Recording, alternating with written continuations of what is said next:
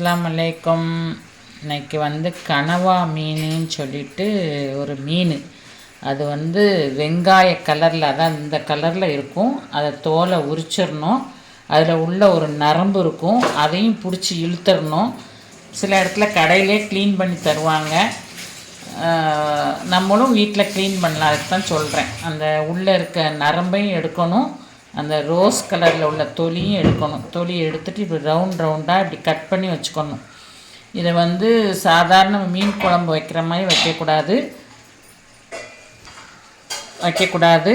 இதுக்கு சின்ன வெங்காயம் இவ்வளோ நறுக்கி வச்சுருக்கேன். தக்காளி கொஞ்சமாக தான் சேர்க்கணும். ஒரே ஒரு பச்சை மிளகாய், கொஞ்சம் இஞ்சி பூண்டு பேஸ்ட்டு, அதுக்கப்புறம் இந்த கறி குழம்பு மசாலா தூள் நான் அரைச்சி வச்சுருக்கேன். ஆல்ரெடி நான் வீடியோவில் போட்டிருக்கேன். அந்த பொடி போக்கும் செய்முறை விளக்கம் காட்டுறேன். அஸ்ஸலாமு அலைக்கும். கனவா மீன் குழம்பு எப்படி வைக்கணும்னு காட்ட போகிறேன். அதுக்கு கடுகு போட வேண்டாம், நல்லெண்ணெய் ஊற்றிருக்கேன்.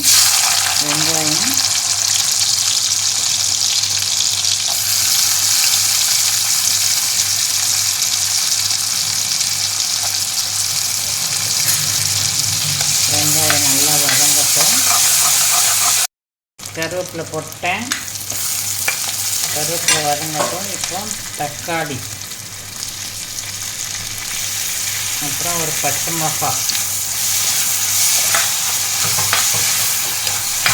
எல்லாம் போட்டுட்டு, இப்போ கனவா மீனை க்ளீன் பண்ணி வச்சுக்கணும், அதை போடணும். அப்புறம் இஞ்சி பூண்டு பேஸ்ட்டு எல்லாத்தையும் போட்டு நல்லா வதக்கணும். இது கொஞ்சம் வேகத்துக்கு கொஞ்சம் டைம் எடுக்கும். மீன் மாதிரி சீக்கிரம் வேகாது, கொஞ்சம் டைம் எடுக்கும்.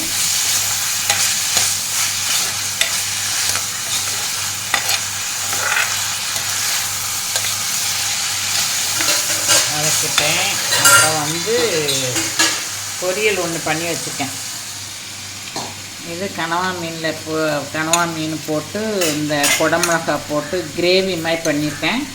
இன்ஷா அல்லாஹ் அது இன்னொரு நாளைக்கு உங்களுக்கு செய்முறை விளக்கம் காட்டுறேன். இப்போது இந்த மசாலா போடுறேன்.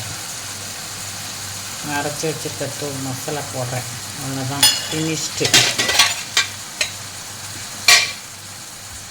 இப்போ வேகிறதுக்கு தண்ணி, போதுமான அளவு தண்ணி ஊற்றிட்டேன். வேகத்துக்கு கொஞ்சம் லேட் ஆகும்னால கொஞ்சம் கூடுதலாகவே தண்ணி ஊற்றிருக்கேன். கடைசியாக காட்டுறேன். மாஷா அல்லாஹ், குழம்பு நல்லா வந்திருக்கு.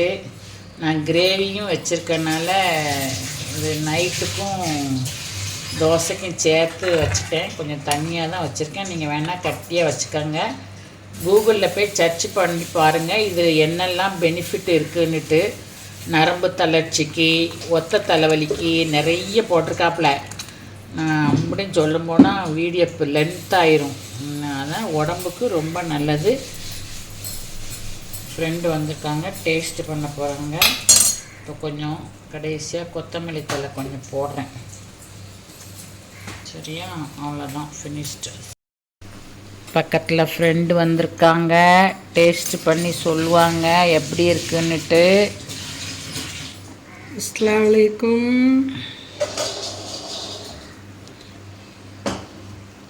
டேஸ்ட்டு ரொம்ப நல்லா இருக்குது. இதில் நிறைய மருத்துவ குணங்கள் இருக்குது. எல்லோரும் செஞ்சு சாப்பிடுங்க, உடம்புக்கு ரொம்ப நல்லது. டேஸ்ட் அருமையாக இருக்குது. நீங்களும் செய்யுங்க. சேனல் சப்ஸ்கிரைப் பண்ணுங்கள், ஷேர் பண்ணுங்கள், கமெண்ட் பண்ணுங்கள், லைக் பண்ணுங்கள், என்னை என்கரேஜ் பண்ணுங்கள்.